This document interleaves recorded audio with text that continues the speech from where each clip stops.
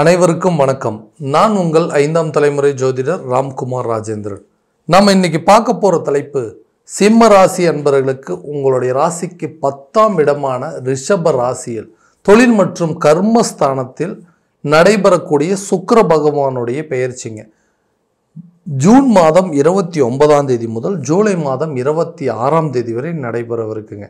இந்த நிகழ்வு காலகட்டங்கள் உங்களுடைய ராசிக்கு 10 மற்றும் 3ஆம் இடத்திற்கான அதிபதி இந்த சுக்கிர பகவான்.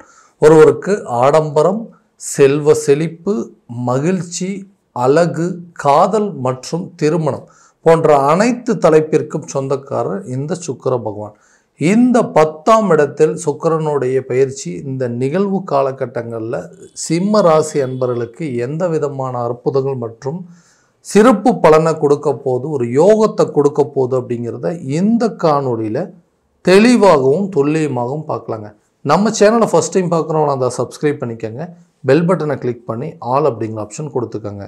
சிம்ம ராசி அன்பர்கள் சூரிய பகவானை அதிபதியாக கொண்டவர்கள், நிர்வாகத்திறன் கொண்டவர்கள், தலைமை பண்பை வகிக்கக்கூடிய யோகத்தை கொண்டவர்கள் இந்த சிம்ம ராசிக்காரர்கள். அடுத்தவங்களுக்கு உதவி செய்கிறதுல நல்ல ஒரு திறன்களை கொண்டவர்கள். யார் உதவின்னு கேட்டால் கூட ஓடி ஓடி போய் உதவி செய்வாங்க. ஆனால் என்றைக்குமே தனக்கு ஒரு உதவின்னு சொல்லி மற்றவங்க கிட்ட போய் நிற்கவே மாட்டாங்க. வைராகிய குணம் படைத்தவர்கள். எந்த சூழ்நிலையாக இருக்கட்டும் அதை நான் சரி அதிலிருந்து மீண்டு வரக்கூடிய, அது நல்ல விஷயமா இருக்கட்டும் கெட்டதாக இருக்கட்டும் எதுவாக இருந்தால் என்ன, என்னுடைய நிலைப்பாடுகள் அப்படிங்கிறது எப்பவும் ஒரே மாதிரி இருக்கும். எந்த சூழ்நிலையும் யாரோட தயவுமே நான் எதிர்பார்க்க மாட்டேன் அப்படின்னு சொல்லக்கூடியவங்க இந்த ராசிக்காரர். தனக்கென்று ஒரு தனி கோட்பாடுகளை கொண்டவர்கள். யாருக்குமே அடிபணிஞ்சு போக மாட்டாங்க. ஆனால் இவங்களோட வாழ்க்கையில் கடந்த சில காலகட்டங்களாக பார்த்தீங்கன்னா நிறைய ஏமாற்றங்களையும் வலிகளையும் வேதனைகளையும் நஷ்டங்களையும் சந்திக்கக்கூடிய ஒரு காலகட்டமாக இருந்ததுங்க. யாருக்குமே என்றைக்குமே நான் துரோகமே பண்ணதில்லை. எல்லாருக்கும் ஓடி ஓடி போய் உதவி தான் செஞ்சேன். ஆனால் எனக்குன்னு ஒரு உதவி செய்கிறதுக்கு இன்றைக்கி யாருமே இல்லைங்க. நான் யாரோட உதவி நான் எதிர்பார்த்ததே கிடையாது. ஆனால் உதவி செய்யலான்னு பரவாயில்ல, எனக்கு உபத்திரம் செய்யாமல் இருந்தாங்கன்னா போதும். ஏன்னா ஏதாவது ஒரு விதத்தில் நீங்கள் பண்ணது தப்பு தப்பு அப்படின்னு சொல்லி காட்டுறதுக்கு தான் எல்லாருமே இருக்காங்களே தவிர நான் செஞ்ச விஷயங்கள் நான் இது வரைக்கும் அவங்களுக்கு செஞ்சதை நினச்சி கூட பார்க்க மாட்டேங்கிறாங்க. உறவினர்கள், கூட பிறந்தவங்க, அதாவது சொந்த பந்தங்கள், நண்பர்கள் மூலமாக நிறைய துரோகங்களை மட்டுமே சந்திச்சுட்டு இருந்தாங்க. நிறைய பேர்த்துக்கு உதவி பண்ணுங்க. ஆனால் இன்றைக்கி எனக்கு உதவி பண்ணணும் அப்படின்னு சொல்லி நான் யார்கிட்டையுமே எதிர்பார்த்ததே இல்லை. யாருக்குமே துரோகம் செய்யக்கூடாதுன்னு நினச்சேன். வாழ்க்கையில் நான் பட்ட கஷ்டங்கள் என்னுடைய எதிரிக்கும் வரக்கூடாது அப்படிங்கிற ஒரு நிலை தான். ஏன்னா எல்லாத்தையுமே பார்த்து தான் பண்ணுவோங்க. எல்லா விஷயத்தையுமே ஒரு தடவைக்கு 4 தடவை யோசிச்சு பண்ணேன். எந்த இடத்துல தவறு செஞ்சனோ தெரியல. இன்றைக்கி என்னோட நிலை தலைகீழ தான் மாறிடுச்சு. நிதி தேவைகள், பண பிரச்சனை அப்படிங்கிறது ஒன்று மட்டும் இல்லை அப்படின்னா இன்றைக்கி நான் வாழக்கூடிய வாழ்க்கை நிலையே வேறுங்க.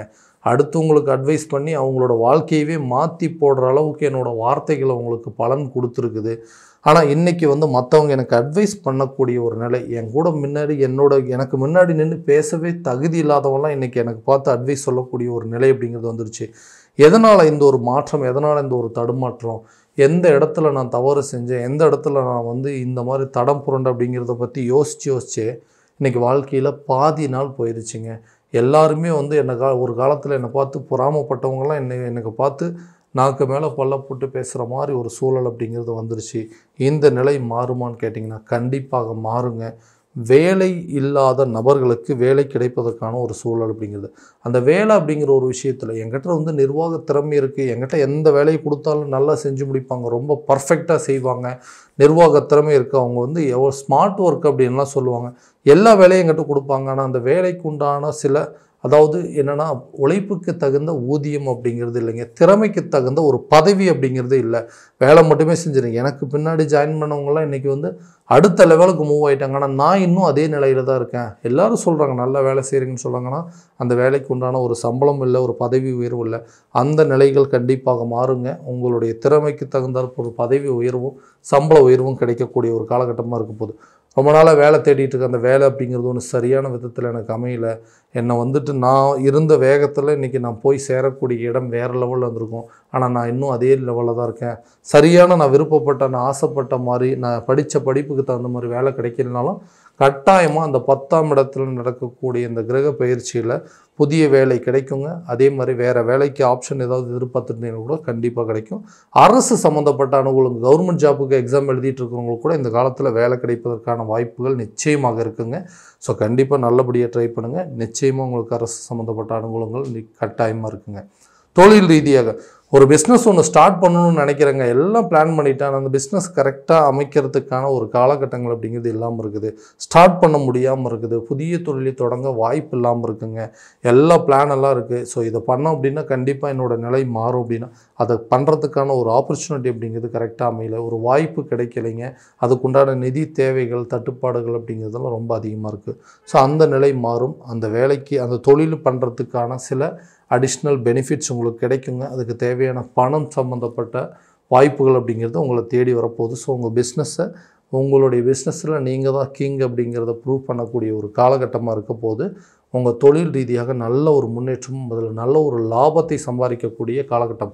ஸோ யாராவது ஒரு இதுக்கிட்ட ஹெல்ப் கேட்டிருந்தீங்கன்னா கூட அந்த வாய்ப்புகள் ஹெல்ப் உங்களுக்கு இந்த காலகட்டங்கள் நிச்சயமாக கிடைக்குங்க. ஸோ திருமணம் ஆகாத நபர்களுக்கு திருமணம் சம்மந்தப்பட்ட யோகத்தை கொடுக்குங்க. ரொம்ப நாளாக டிலே ஆகிட்டுருக்கு, மேரேஜ் கல்யாணம் வரைக்கும் போயிட்டு கூட தடைப்பட்டுருச்சு அப்படின்னு சொன்னீங்க, கண்டிப்பாக அந்த நிலை அப்படிங்கிறது மாறும். உங்களுக்கு அதாவது ஒரு நல்ல மன வாழ்க்கை அப்படிங்கிறது ஏற்படுங்க. காதல் சம்மந்தப்பட்ட விவகாரங்கள் கூட திருமணம் சம்மந்தப்பட்ட யோசனைகள் அப்படிங்கிறது இருக்குங்க. அதை அடுத்த லெவலுக்கு கொண்டு போகிறதுக்கான வாய்ப்புகள் அப்படிங்கிறது இருக்குங்க. ரொம்ப நாளாக பிரிந்து வாழக்கூடிய தம்பதியினர்கள் ஒன்று சேரக்கூடிய காலகட்டமாக இருக்க போது. விட்டு சென்றவர்கள் கூட விரும்பி சேரக்கூடிய ஒரு தருணமாக இருக்க போது. என்ன பிரச்சனைனே தெரியல, திடீர்னு நல்லா தான் போயிட்டு இருந்ததுங்க, சம்மந்தமே இல்லாமல் எங்களுக்குள்ளே ஒரு சின்ன குழப்பம் வந்தது, இன்றைக்கி 2 பேர் பிரிந்து வாழ்ந்துட்டுருக்குறோம். ஸோ லவ் பண்ணிட்டு இருந்தவங்க எல்லாம் நல்லா போயிட்டு இருந்தது, சாதாரண ஒரு சின்ன விஷயந்தான் இன்றைக்கி 2 பேர்த்துக்குள்ளே பயங்கரமான மிஸ் அண்டர்ஸ்டாண்டிங் ஏற்பட்டு 2மே லவ் பிரேக்கப் பண்ணுற அளவுக்கு சூழ்நிலை இருக்குது.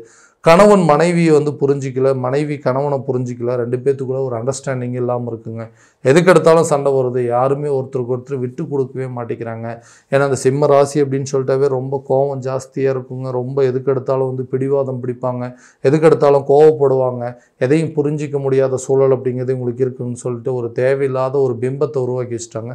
இதனால் பேச ஆரம்பித்தாவே அது நல்லது சொல்ல வரோமா கெட்டது சொல்ல வரோமா அப்படிங்கிறது கூட கேட்க முடியாத ஒரு நிலை அப்படிங்கிறது இருக்குது. இதனால் ஹஸ்பண்ட் ஒய்ஃபுக்குள்ளே தேவையில்லாத சில பிரச்சனைகள் அப்படிங்கிறது. ஸோ தனக்கு தானாக விருப்பப்பட்டு போன வாழ்க்கை தான் சரியான விதத்தில் இல்லை, தனக்கு அமைஞ்ச வாழ்க்கையாவது நல்லபடியாக இருக்கணும், அதுலேயும் சில பிரச்சனைகள் அப்படிங்கிறது. ஏன்டா அந்த லைஃப்குள்ளே என்ட்ரி ஆனோம்னெல்லாம் நினைக்கிற மாதிரி ஒரு சூழல். ஸோ இந்த நிலைகள்லாம் கண்டிப்பாக மாறுங்க. கணவன் மனைவிக்கிடையே நல்ல ஒரு ஒற்றுமையும், விலகி சென்றவர்கள் விரும்பி சேரக்கூடிய ஒரு காலகட்டங்கள்.